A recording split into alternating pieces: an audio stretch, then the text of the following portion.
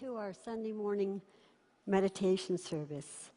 The word for today is I release worry and know prosperity. This awareness helps me keep the things of the world in proper perspective. Like anyone, I will know times of plenty and times of lack, understanding my prosperity as a spiritual truth and not the quality or number of my belongings or the amount of money I have in the bank gives me agency to direct my life. I am prosperous. As I affirm this truth again and again, I grow richer in divine ideas. So we're going to do a call and response meditation, and I'm going to call, and I hope you respond. Thank you.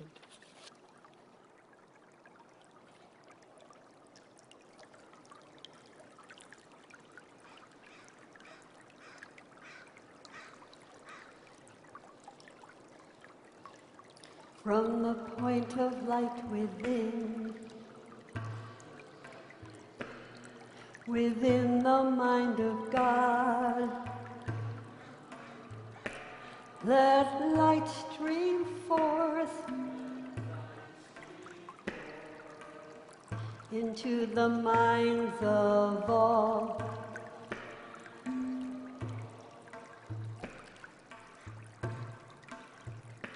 Let light descend on earth.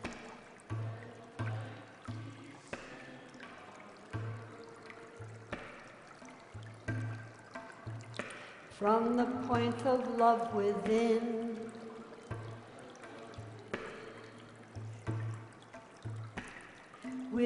the heart of God,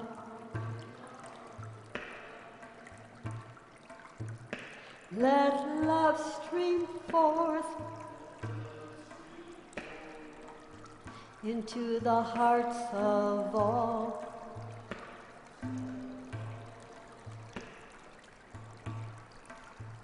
Let love descend on earth.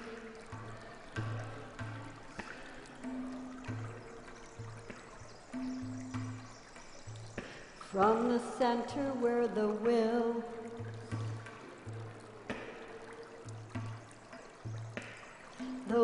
of God is known, let purpose guide the wills of all. The purpose that the Master knows and serves.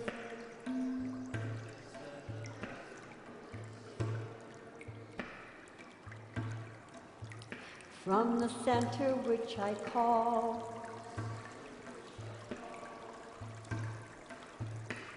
I call the state of love. Let the plan of love and light work out. Let the plan of love and light work out.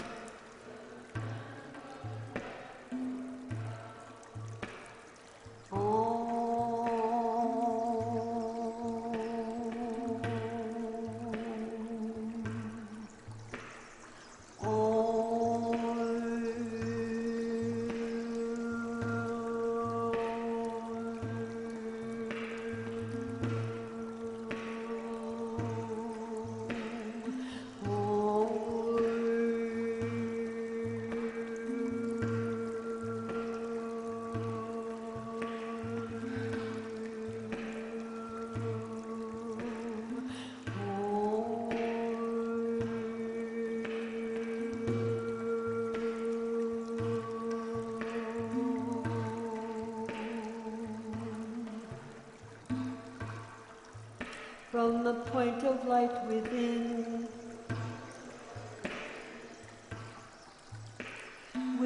the mind of God, let light stream forth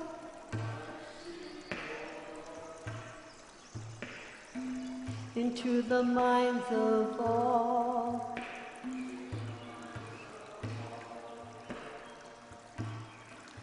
Let light descend on earth.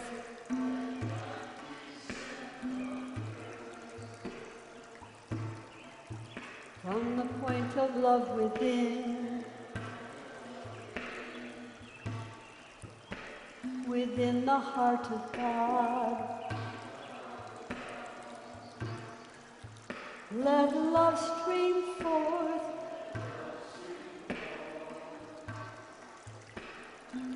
into the hearts of all.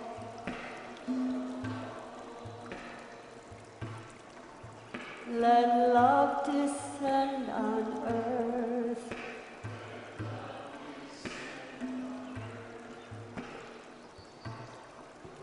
From the center where the will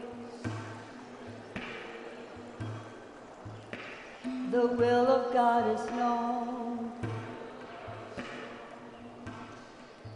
Let purpose guide the wills of all. The purpose that the masters know and serve.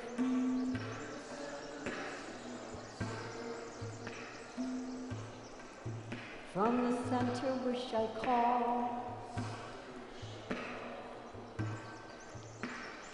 call the state of love. Let the plan of love and light work out. Let the plan of love and light work out.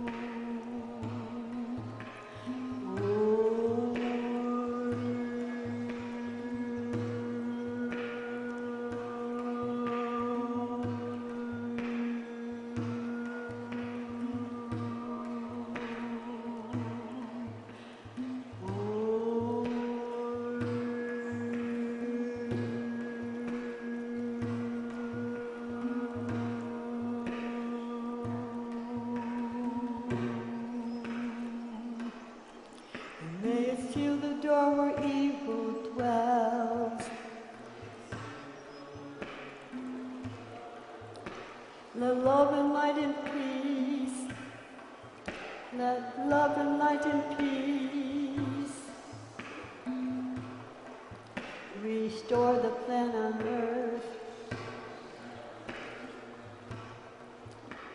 Let love and light and peace restore the plan on earth.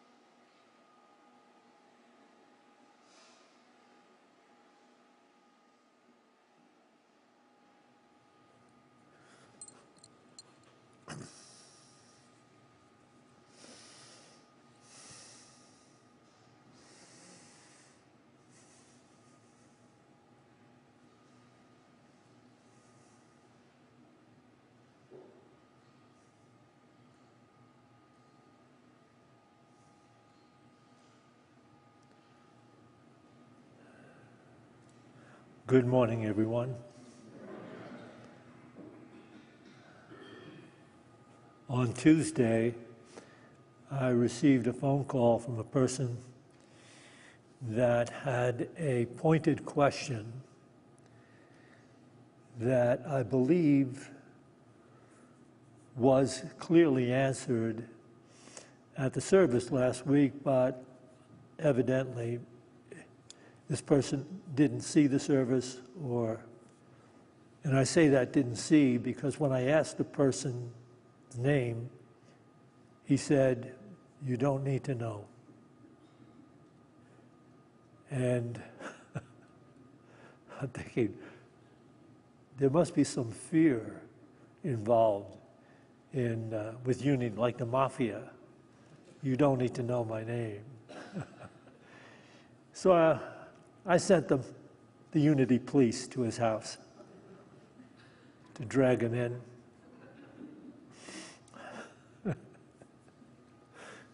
Anyway, this is his question.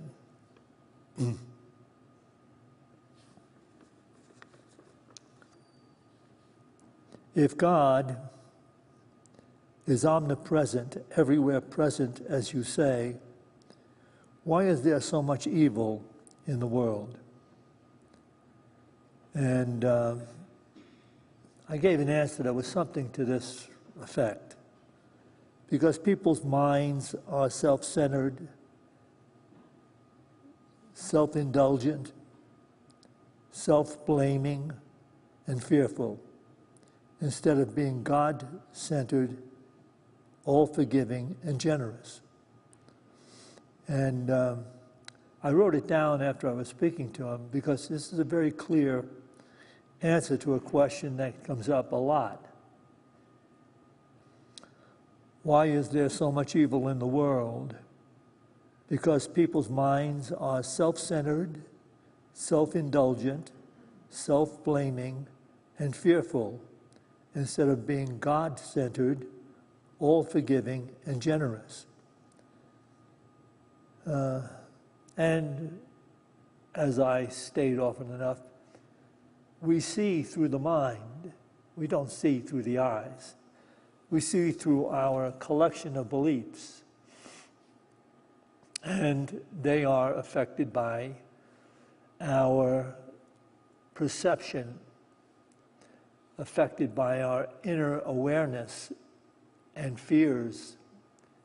So the world anyone looks upon is a world that is created by his or her perception. I thought that by sharing the legendary life of Buddha this morning, we could gain some insight into our spiritual journey. Because it is the legendary story of Buddha's life, they have a very clear, short story of Buddha's life. But this is the legendary story of Buddha's life, and because it's legendary, I embellished it a little bit, not very much, a tad. So I want to share this with you.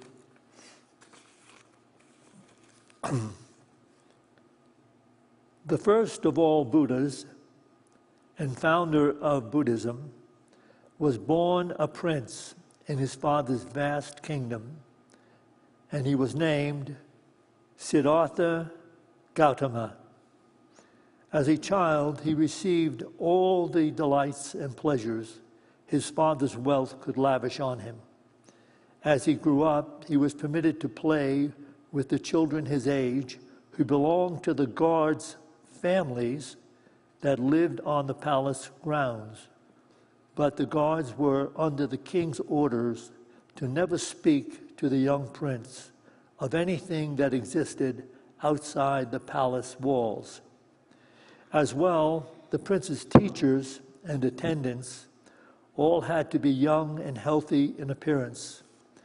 As Siddhartha grew up, he rode horses and competed in sports under close supervision to ensure his safety all the time.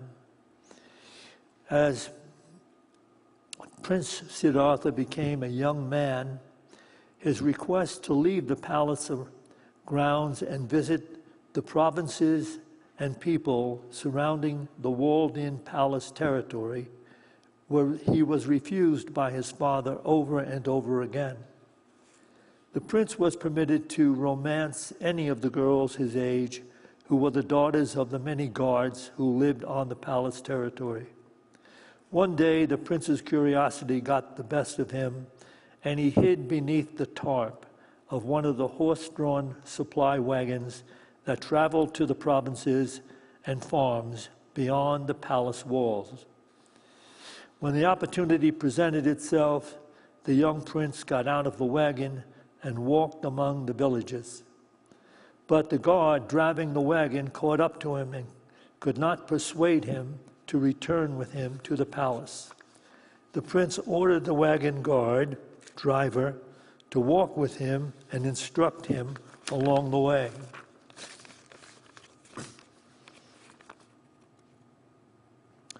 When the young prince saw a man on wooden crutches, he asked what was wrong with him, and the guard explained. Likewise, the young prince asked about the many beggars who were skinny and lacked clothing, and the guard explained they were poor and too weak or sick to work. Then the young prince saw a man hooked up to a plow being whipped by the landowner, and was informed he was a slave, no more worthy than the beasts like donkeys, dogs, and cows.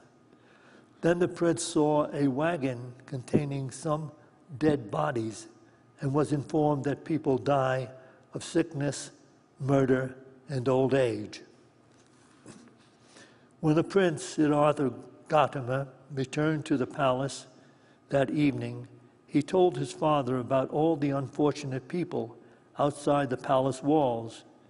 His father, the king, was furious, but when he quieted down, he told his son that such misfortune need never come to him. When Siddhartha asked, "Isn't there something that could be done to end the suffering?" the king replied, "Not in the outer world, ever." Siddhartha Gautama remained inside the palace walls for several years, was married, and sired a son.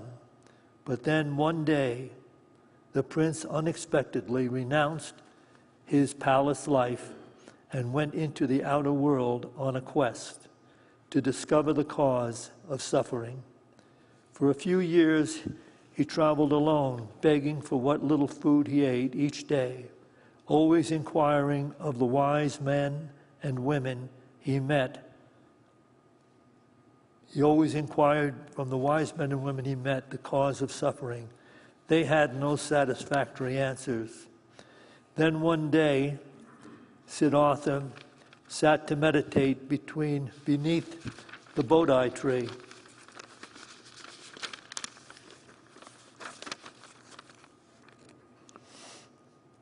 At that time, he was determined then never to eat or move again until the answer to suffering came to him. After 4 days, he received the light of enlightenment.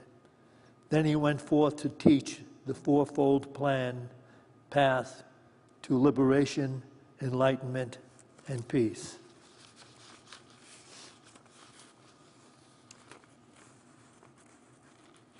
Can we have this first PowerPoint, please?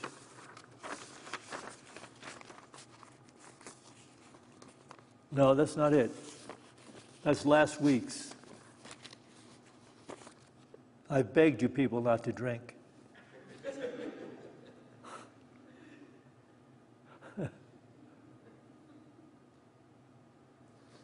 All right, while we're waiting for that, I'll give you a few insights. In fact, I could get them from Joel right here, who is like a Buddhist disciple. He is a Buddha himself. Isn't it that, am I correct, Joel, in saying that Buddhism is based on the idea that the world itself is suffering? That if you're in the world, you will be suffering. and that suffering is caused by desire. You got it? Yeah. Good. Can I have it? No, okay.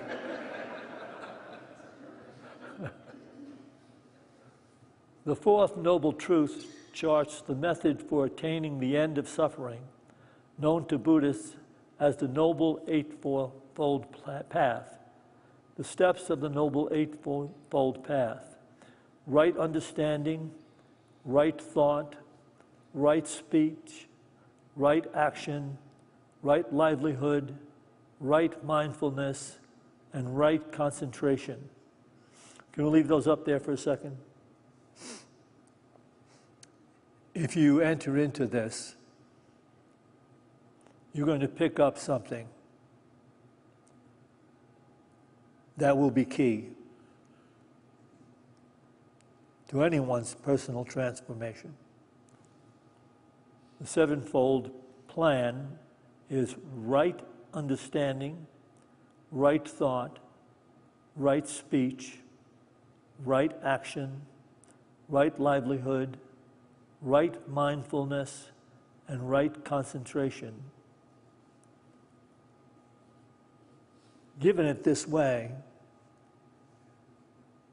it implies that this idea of what is right is within us. It's not something that we attain by going outside to get knowledge, but that we could cultivate the sevenfold plan and come to right understanding, which would give way to right thought, right speech, right action, and then right livelihood, right mindfulness, and right concentration. This, of course, is also part of these ideals, are part of just about any spiritual movement. And you can see in the different spiritual movements why it is that we must meditate. In other words, we start off our lives. I don't know how many of you ever meditated in your youth when you were young. I would guess not very many, unless your parents were, into the spiritual work and the journey itself. But we actually grow up and live in the world as the world and carry on in the thinking of the world without there being a lot of introspection as to the idea that it is possible that the way we think or the thoughts we harbor actually play out in the lives that we live, the kind of lives that we live, the quality of the lives that we live are played out from our internal awareness, or what it is we believe is true or fear is right and wrong. These things all play out in our relationships, in our world, how we see the world, how we see life. So just about every spiritual journey is involved in turning the individual toward introspection and meditation. And the difference between introspection and meditation, from my point of view, is that introspection is still an intellectual kind of inner research. We're checking within to see how we carry on our thoughts and the actions we have taken and why they were motivated, etc. But meditation is different. Meditation is simply a quieting of the thinking so that we're relaxing thought. And before we get to a place in our lives where we're practicing meditation, everything has to do with thought. We're thinking through everything. We're thinking of ways to improve our lives continually. And we're thinking and thinking and thinking. And there has to be a place in our experience where we recognize that the world, as we have been involved in pursuing it and its pleasures and treasures, doesn't afford us true peace of mind, happiness, or love. That really should be a given. In other words, everyone should arrive at that realization, even though it's all about thinking and there's no meditation yet. We should have all arrived at the place where we recognize, no, I've been here before, I've done this before, I've tried that before, and I'm still seeking this, but it's not working, and I only wind up being disappointed or deceived in some way. And then we start to think, well, maybe there's another way. Maybe there's a way in which we can learn how to live effectively, beautifully, harmoniously, peacefully, in every possible way.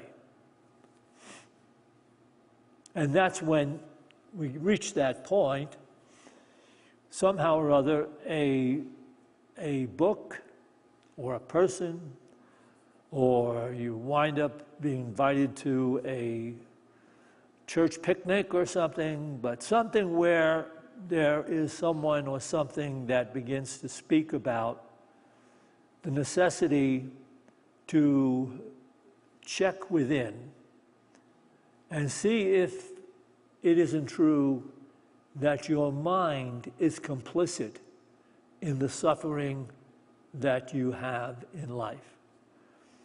And there seems to be all kinds of different ways we suffer in life, but then there are all kinds of different ways people perceive themselves and life in general.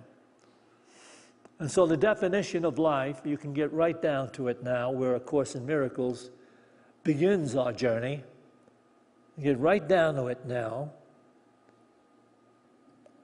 When you begin this introspection, what is going to come forth that's going to open your experience to more harmony and peace, love, healing, and joy? What is going to do that? Yes, it'll result in right understanding. It'll result in right thought. It'll result in right speech. It'll result in right action.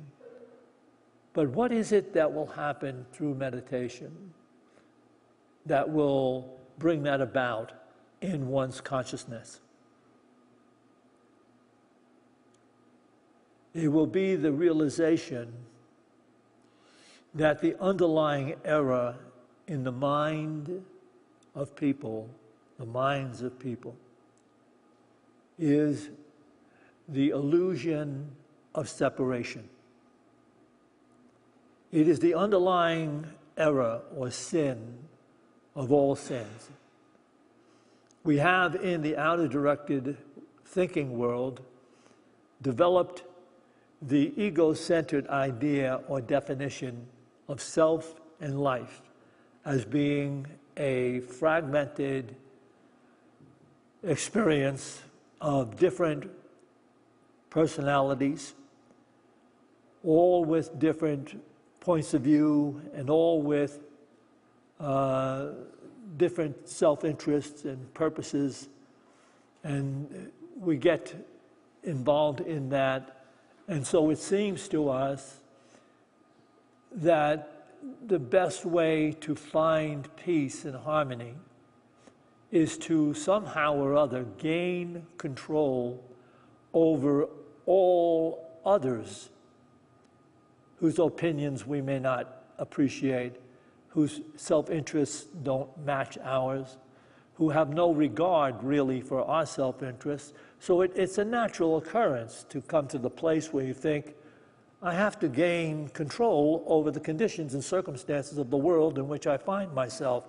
And the very first things that come to mind are, if I only had enough money or more money, or if I became popular, or if I became super intelligent and got super degrees at the university, I could command some super position in which people would respect and honor my points of view, etc. It goes on and on. The entire world, thinking unenlightened, is doing that 24/7. And knows not yet, unless they arrive in that place of recognition, as Eckhart Tolle speaks about it, just the recognition that this incessant thinking doesn't bring what you are truly after, seeking from within, truly after peace of mind, harmony, happiness, love, healing.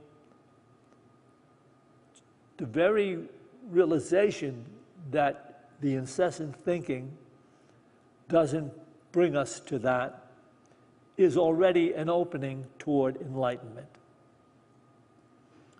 So that's the place where an individual has to get to,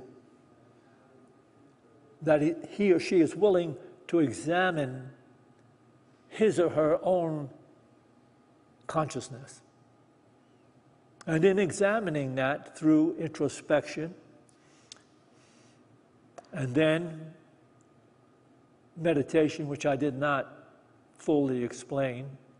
Introspection is still an intellectual pursuit in understanding what in myself might be missing, needed, wanted, wrong, that needs to be corrected.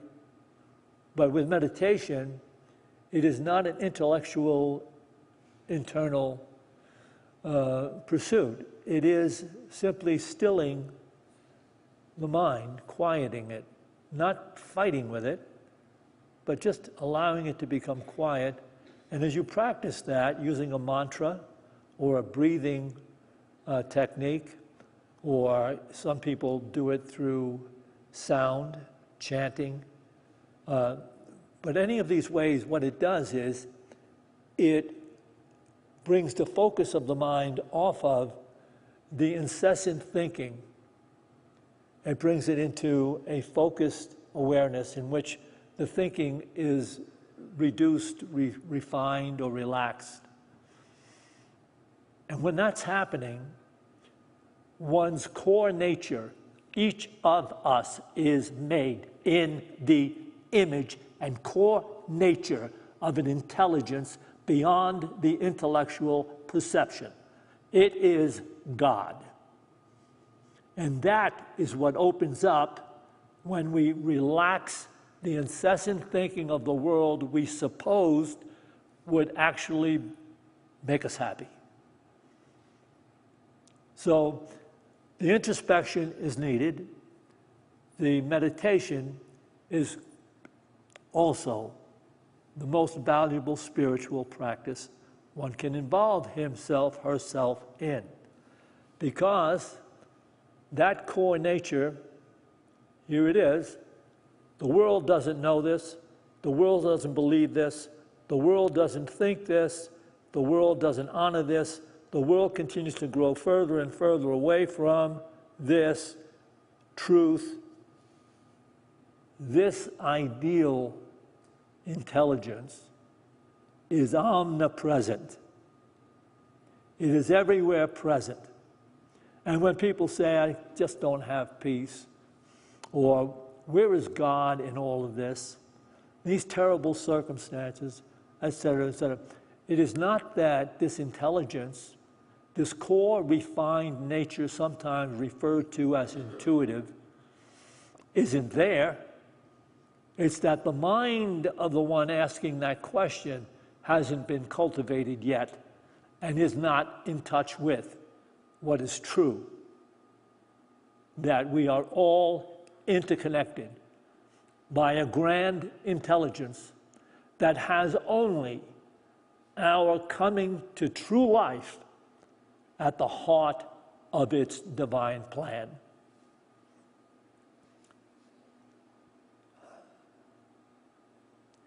So we can look at this next PowerPoint as a distillation of Buddhism. This is from a book on the teachings and the words of Buddha. Can we have this next PowerPoint? This is from the heart of a Buddha. Cultivate peace first in the garden of your heart by removing the weeds of selfishness and jealousy, greed and anger, pride and ego. Then all will benefit from your peace and harmony. Cultivate peace first in the garden of your heart by removing the weeds of selfishness and jealousy, greed and anger, pride and ego. Then all will benefit from your peace and harmony.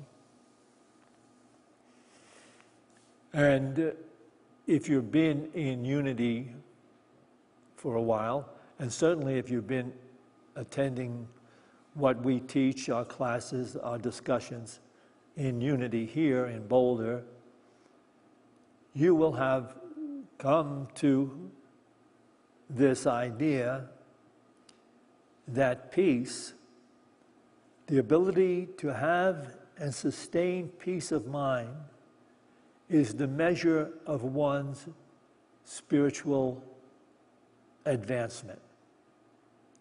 To the degree one can have and sustain peace, regardless of circumstances, to that degree one's spiritual development is measured.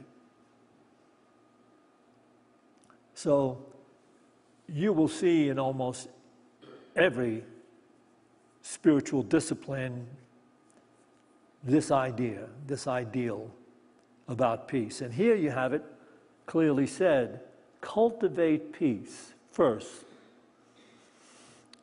And you could take that idea and use it the way we do here in Unity of Boulder, where if you make peace of mind a priority, in other words, whatever spiritual practices one is involved with, if he or she makes the priority peace of mind, then we will not have the conditioned ego reactions that the unenlightened state of consciousness creates. The ego always speaks first, and even A Course in Miracles states that, no matter where you are. The ego will always attempt to speak first. It will always attempt to be right, to be perceived as correct and right and true.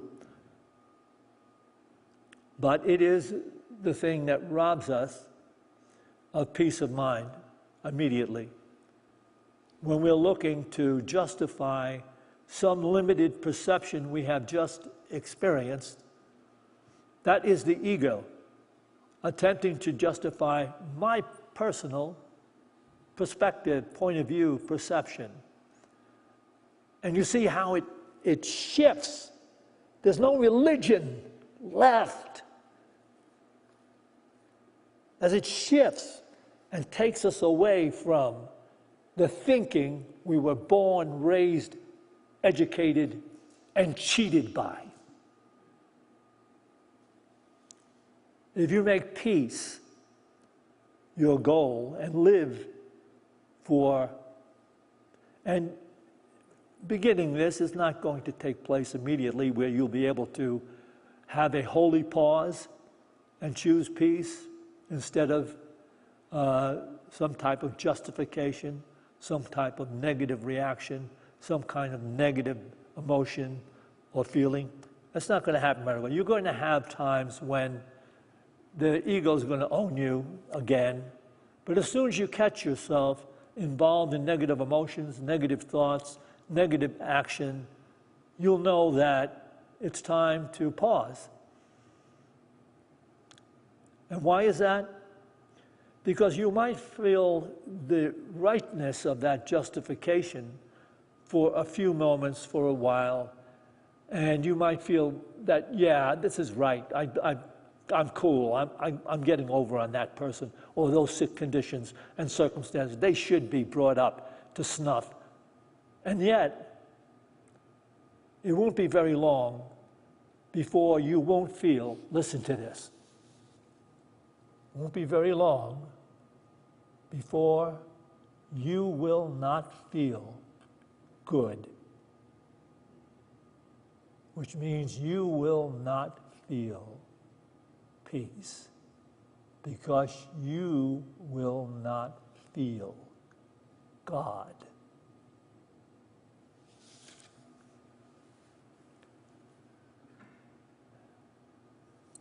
Are you early or am I late? Okay. We're going to take some time to meditate. And you should know that there's a factual, historic account of the life of Siddhartha Gautama Buddha, the first Buddha. The factual account has it that he, very, very quickly, I'll try to, he was born in a beautiful place that is now Nepal, or on the border of Nepal, India, about 500 or 600 years before the birth of Jesus, or BC.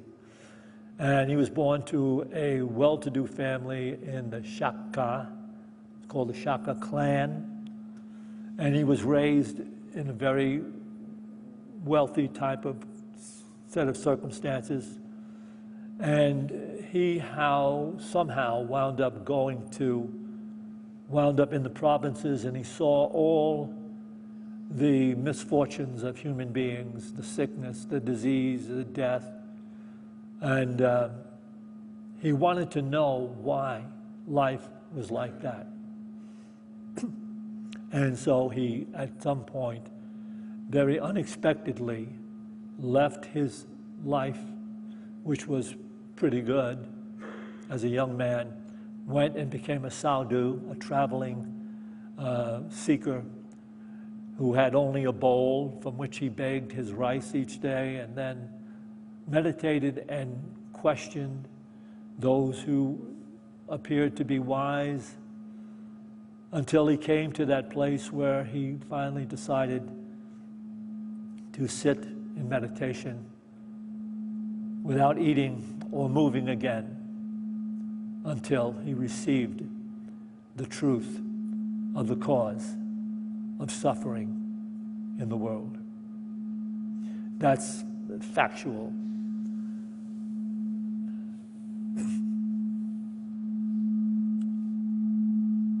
Begin by taking a couple of deep breaths as you release the breath. Release any specific cares or concerns that you may be harboring.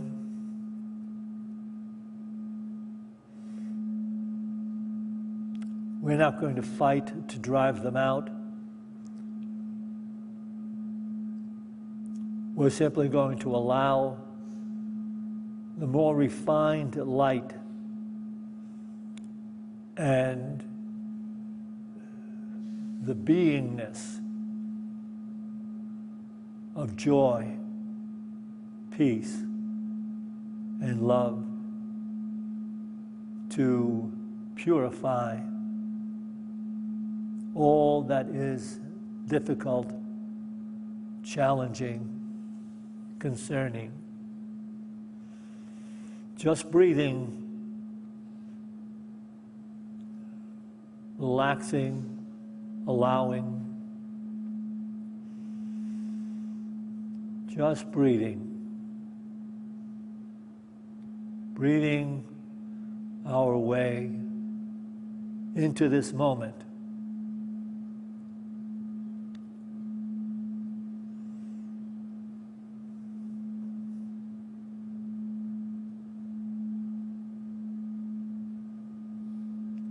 We can use that as our mantra to gently focus the mind on I am breathing my way into this moment, and there is peace.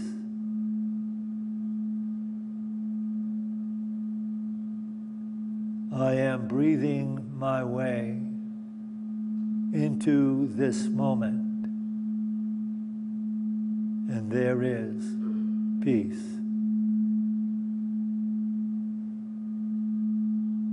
I am breathing my way into this moment, and there is peace.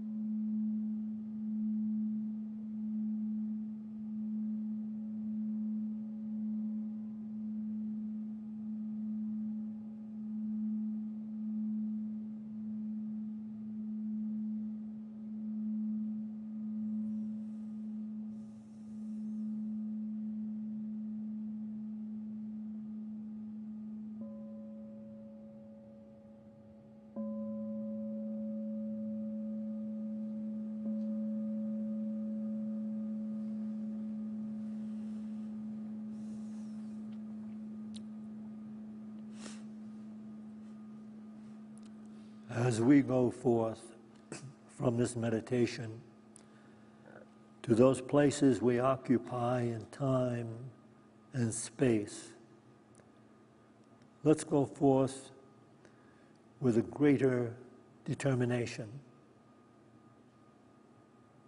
to be peace. For this opportunity in every moment, we give thanks. And to this we say, Amen.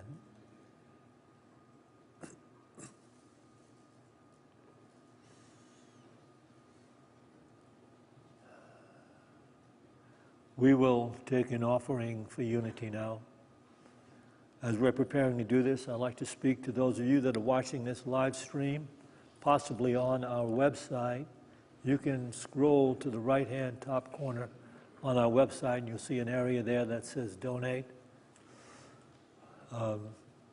We also have the QR code in the lobby, people that want to donate through PayPal or Venmo. And there are many ways right here that one can be of service and tithe to Unity of Boulder.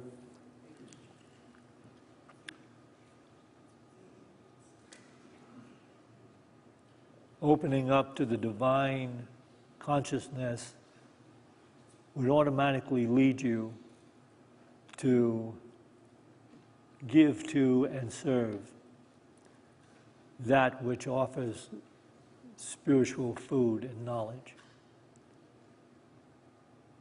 As we bring these gifts into our hands, let's bless them with this offering statement. Divine love, through me, blesses and multiplies all that I have, all that I give, and all that I receive, because I give. And so it is. Amen. For you to see the light, you must see the light in all people. In all people. For you to see the light, you must see the light in all people. In all people. In all people.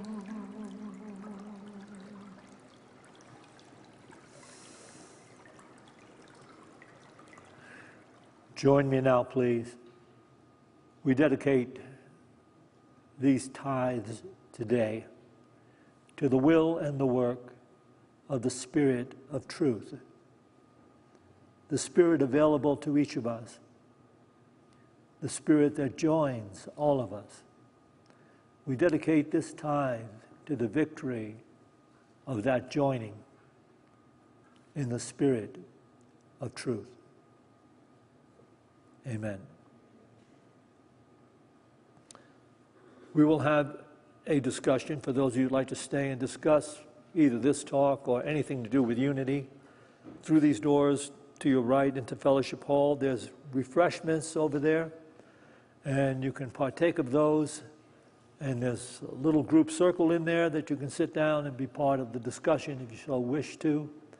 And I invite you all to stay for Santicia's service, which will be a dialogue between Santicia and myself about some of the issues I spoke about today. So at the next service, Santicia and I will be doing a dialogue, and it should be interesting. We have no idea. We have questions, but we have no answers yet. We'll give answers as we are guided to give them. Is there anything else we need to announce? We're going to be practicing for the music for Christmas and right after the second service in the sanctuary. And Thanksgiving. And Thanksgiving. We're singing, you will be singing next week, right here at the second service. And that's going to be a Thanksgiving Day service. Right. So please. What? Potluck after church. And a potluck, too. There's a potluck after the church. Yes. Thanksgiving dinner potluck after church. Okay, good. And it's really simple singing that we're doing, so, and it's a lot of fun, so.